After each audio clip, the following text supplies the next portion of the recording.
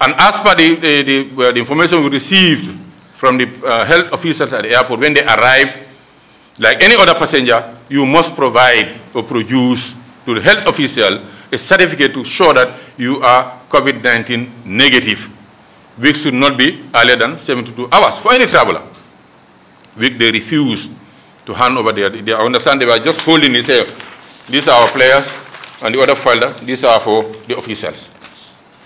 That's an insult to our sovereignty. It's an insult to our laws, because it never happened.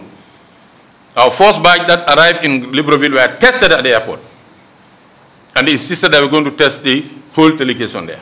If they should go home and make arrangements with their public health officials to make sure that the second batch that came will be tested at the hotel, that's their own prerogative. We wish we had that opportunity from them, to give us that opportunity also to have that plan.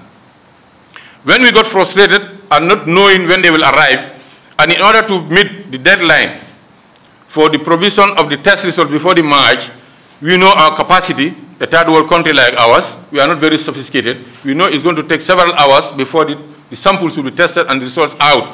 We don't want to be found wanting for not providing the test results of the players and officials as stipulated before the March as stipulated by the regulation. Hence, the decision of the public health officials to mobilize a team for a fast-track purpose to ensure that when they arrive at the airport, the specimens will be taken and the process overnight so that the results will be available in time for the March. That's the reason. That's the main reason.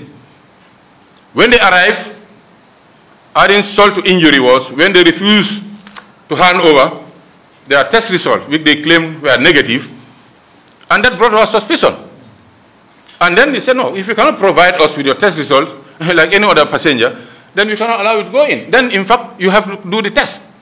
I don't want to talk for the public health, but we are all aware of the protocols. Even where you provide a test result from, where would I say, from WHO, if the health officer on the ground is not certified, he can force you to do another test. He can send you into quarantine to do this is what our law said.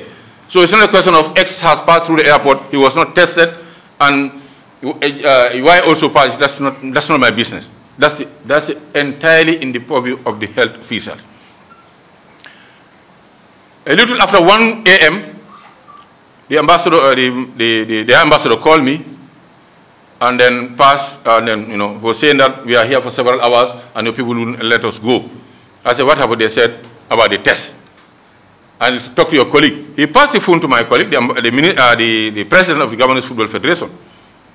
He repeated the same thing. I said, okay, give me time, let me find out, because I didn't know what was happening. Let me find out, I don't know what's happening. Then this time I called the GS and I started consulting. I was told that they arrived, they would want to surrender their test results, and they would also want to do the test at the airport. Then before I called back, he called again. I told him, my colleague, my brother, because we are very good friends. Myself and Perry, and we are very good friends. If you want to compare it, we are in the same VU in CAF, I will say that, because we hang out together. He's a good friend of mine, definitely I can say that. He is a good friend of mine. I told my brother, I have found out, but I understand it's a health issue. And these are things that are beyond us. Can you comply? He said, okay, we'll do it, but this is Africa, and we'll see. This is Africa, c'est l'Afrique, on va voir. Mais on va faire le test, mais on va voir. That's what he told me. I said, okay, merci. Désolé pour l'inconvénient, mais il faut le faire. Then, I thought it's close. I went back to bed. After a while, I think I called you or you called me. Yes, whoever. I didn't sleep that night. He called me and said, yes, there's still a stalemate. I said, what happened? I think I was going to tell you, these things are doing. He said, no, they are still refusing. They said they are not going to test. And now, Obama and others are viral on the social media, showing photos. I said, okay, that's their wish. That's what they want. They want to add another feather onto their popularity, maybe, with all due respect to them.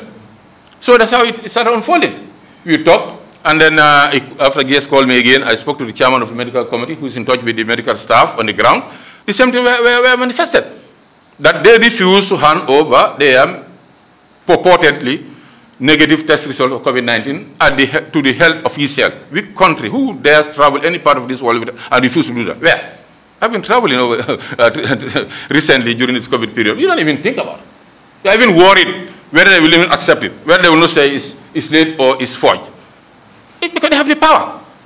So then that's how it all started. And then later in the day, later in the morning, I understand, I got a call again.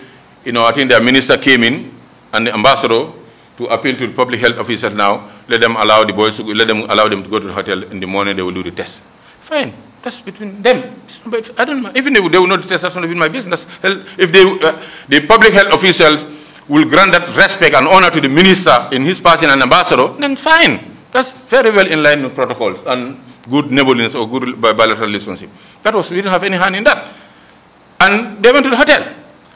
And then, to yet another surprise, that in the morning, when the test team mobilized to the hotel, they refused. They said no, they are not going to do the test because they had a 48 hours, a valid test result that they could use for the match and other things.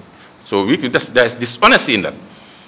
Why would the minister fooled the public official, promised that they were going to do the test at the hotel, and in the end, then renegade on it? Why would my colleague also, with all due respect to my very good friend, Pierre Alain, deceive me, assuring me that they were going to comply at the airport, only to renegade on it? If I had known that he wouldn't do it, maybe something else would have happened.